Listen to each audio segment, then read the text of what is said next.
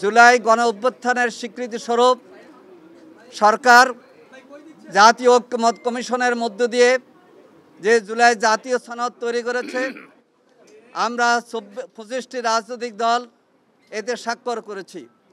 জুলাই জাতীয় সনদে স্বাক্ষর হওয়ার পর সরকার ঐক্যমত্য কমিশনের মাধ্যমে জুলাই জাতীয় সনদের আইনি ভিত্তি দেওয়ার জন্যে গণভোটের প্রস্তাব করেছে।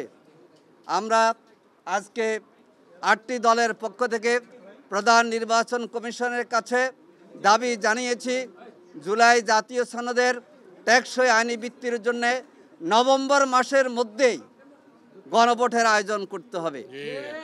ফেব্রুয়ারি মাসে জাতীয় নির্বাচন হোক, কিন্তু জুলাই গণ অভ্যুত্থানের যে চেতনা, ছাত্র জনতা রক্তের যেই স্বীকৃতি আমাদের দিতে হবে, সেজন্যে জাতীয় নির্বাচন আর গণভোট একদিনে নয়, যেটা কোনো দল প্রস্তাব করেছে। আমরা আজকে 8টি দল প্রস্তাব করেছি যে জুলাই জাতীয় সনদের স্বীকৃতির জন্যে আগে গণভোট নভেম্বর মাসের মধ্যে শেষ করতে হবে। আরেকটি গুরুত্বপূর্ণ বিষয় হচ্ছে, যেটা সংশোধিত আরপিও যেটা আগে ঘোষিত হয়েছে এবং অন্তর্বর্তী সরকারের মন্ত্রিসভা উপদেষ্টা পরিষদ অনুমোদন করেছে, এখানে কোনো দল এরা সংসদীয় আনার জন্য বলেছে।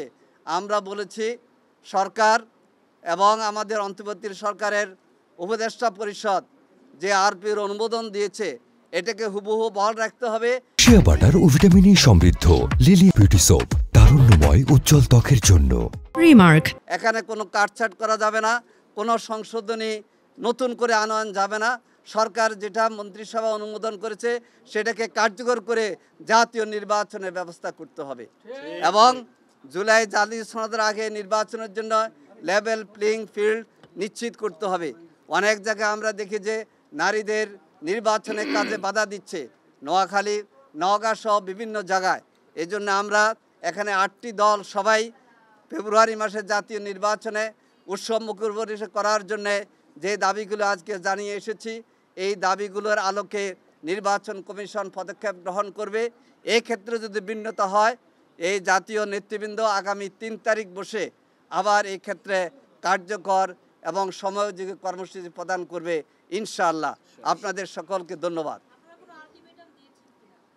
আলটিমেটাম আজকে আমরা দিই, কিন্তু আমাদের 8 দলের বৈঠকে সিদ্ধান্ত হয়েছে যে এই স্মারকলিপির পরে কয়েকদিন অপেক্ষা করে আগামী 3 তারিখ আমাদের জাতীয় শীর্ষ নেতৃবৃন্দ বসে পর্যবেক্ষণপূর্বক নতুন কর্মসূচি দেবেন ইনশাআল্লাহ।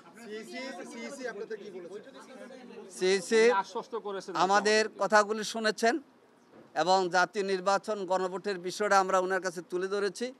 উনি এই ক্ষেত্রে আমাদের দাবিগুলো সাথে বিবেচনা করার ক্ষেত্রে ওনাদের যে ভূমিকা থাকবে সেটার কথা ওনারা বলেছেন এবং এই ক্ষেত্রে আগামী 3 তারিখ আমাদের জাতীয় নেতৃবৃন্দ এই ক্ষেত্রে বক্তব্য দেবেন। তাছাড়া গণভোট নভেম্বরে না হলে জাতীয় নির্বাচন প্রশ্নবিদ্ধ হয়ে যাবে এবং জনগণ এটাকে ভালোভাবে নেবে না। অবশ্যই নভেম্বরে গণভোট করতে হবে। বিএনপি যদি গণভোট গতকাল থেকে ক্যাম্পেইন চালাচ্ছে, তারা না বলতেছে, তো এরা অংশগ্রহণ না করে, সেক্ষেত্রে যে হারটা এটি 30% বা